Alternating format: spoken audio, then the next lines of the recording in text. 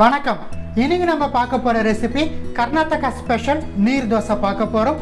நீர் தோசை செய்ய தேவையான பொருட்கள் நான் இன்னைக்கு பச்சை அரிசியை 100 கிராம் போல் எடுத்து நல்லா 3 மணி நேரம் போல் வாட்டரில் சோக் பண்ணி எடுத்திருக்கேன். பச்சை அரிசியில் தான் நீர் தோசை செய்யணும்.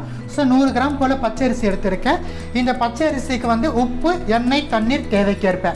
இப்போ நம்ம எடுத்த இந்த பச்சை அரிசி மிக்சர் ஜாரில் போட்டு நல்லா ஃபைன் பேஸ்ட்டு, நல்லா ஃபைனாக இருக்கணும், கொஞ்சம் கூட கோர்ஸ் இருக்கக்கூடாது. ஸோ ஃபைனாக கொஞ்சம் தண்ணீர் சேர்த்து நம்ம நல்லா அரைச்சி எடுத்துக்கலாம். ஸோ மிக்சர் ஜார் எடுத்து வச்சுருக்கேன். இதில் நம்ம ஊற வச்சு எடுத்து வச்சுருக்க பச்சை அரிசி நம்ம ஆட் பண்ணிடலாம்.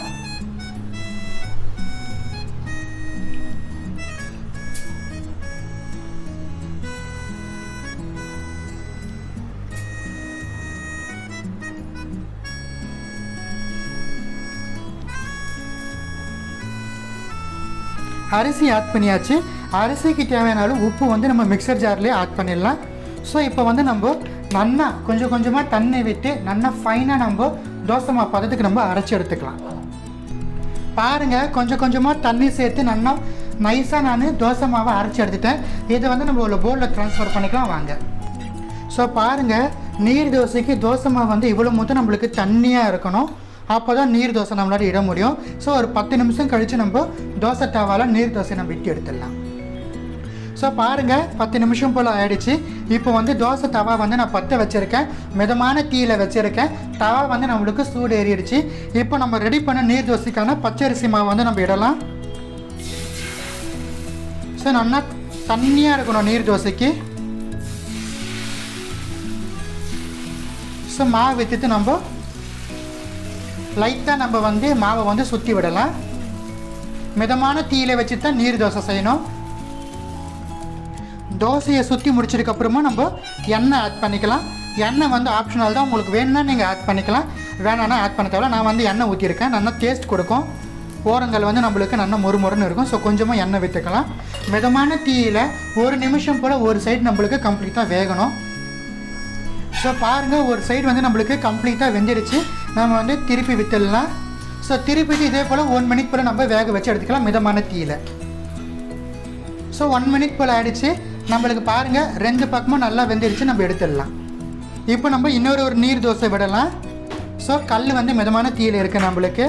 இப்போ நம்ம ரெடி பண்ண சாத்திரம் நம்ம ஆட் பண்ணலாம்.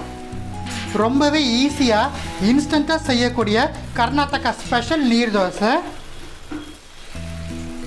முடிஞ்ச மொத்தம் நம்ம தின்னாக ரோல் பண்ணிக்கலாம்.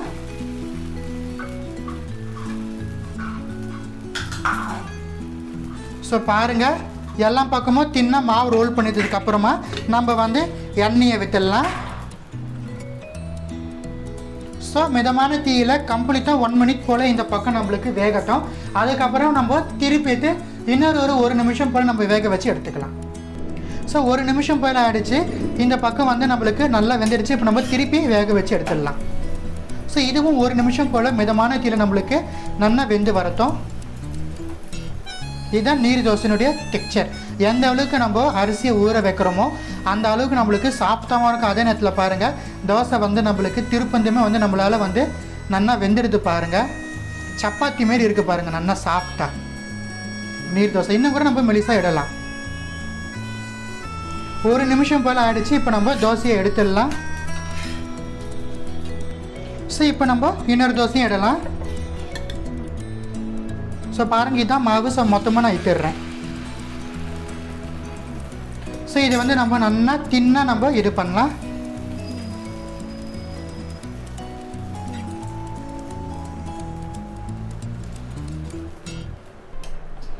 நல்லா நம்ம தின்னாக பருப்பு வந்ததுக்கப்புறமா எண்ணெய் எடுத்துக்கலாம். ஸோ 1 நிமிஷம் போல் இந்த பக்கம் மிதமான தீயில் வேகட்டும். அதுக்கப்புறமா நம்ம திருப்பி பார்த்து இன்னொரு 1 நிமிஷம் போல் வேக வச்சு எடுத்துடலாம். ஸோ தோசை 1 மினிட் போல் ஆகிடுச்சு. நம்ம திருப்பி விற்றுடலாம் தோசையை. ஸோ இந்த பக்கம் 1 நிமிஷம் போல் நம்மளுக்கு நல்லா வேகட்டும். நம்ம எடுத்துடலாம். 1 நிமிஷம் போல் ஆகிடுச்சு. இந்த தோசையை நம்ம எடுத்துடலாம். கர்நாடகா ஸ்பெஷல் நீர் தோசை உங்களுக்காக செஞ்சு காமிச்சிருக்கேன். கட்டாயமாக இந்த ரெசிபி உங்கள் வீட்டில் ட்ரை பண்ணி பார்த்து எப்படி இருந்துச்சுன்னு எனக்கு கமெண்ட் செக்ஷனில் சொல்லிவிடுங்க. அதே போல் உங்களுக்கு வேறு ஏதாச்சும் ரெசிபிஸ் வேணும்னா கமெண்ட் செக்ஷனில் கேளுங்க. கட்டாயமாக உங்களுக்காக நான் போஸ்ட் பண்ணுறேன். நன்றி, வணக்கம்.